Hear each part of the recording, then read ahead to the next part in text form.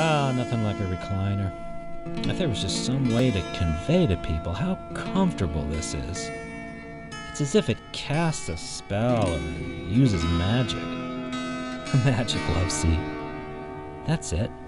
I'll call it a magic love seat. That'll work. I need to write that down. Hey, wake up! I need to tell the world about the magic love seat.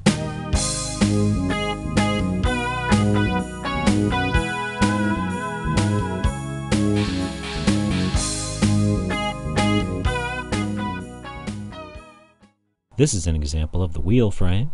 It's called the Scandia Love Seat with Ottoman. Now it's not magic, but it is a bit of physics. Let's take a look at the side and I'll show you what I mean. So with the lock bar released, if you lean against the back, it reclines. If you then sit up or put weight on the seat, it goes forward. Lean back, sit up. The mechanism is intuitive and variable.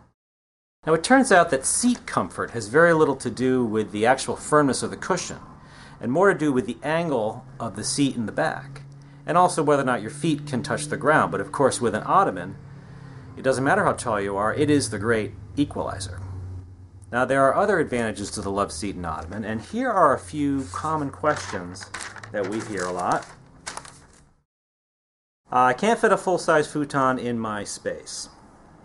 Well, the Loveseat here is about 2/3 the size of a full-size futon, and the Ottoman can be repositioned or placed in another room or even stored and brought out when the bed is needed. Here's another one. Why are futons so ugly? Now, we actually don't get this question a lot, but it is kind of implied. Now, the understated look of the wheel frame, I think, is long overdue. The bulky mission-style slider frame, that ought to go back to the 80s, don't you think? All right, lastly here, the last question. This one actually is very common. It's maybe our most common question. If the Ottoman is not attached, what keeps it from moving around in the night?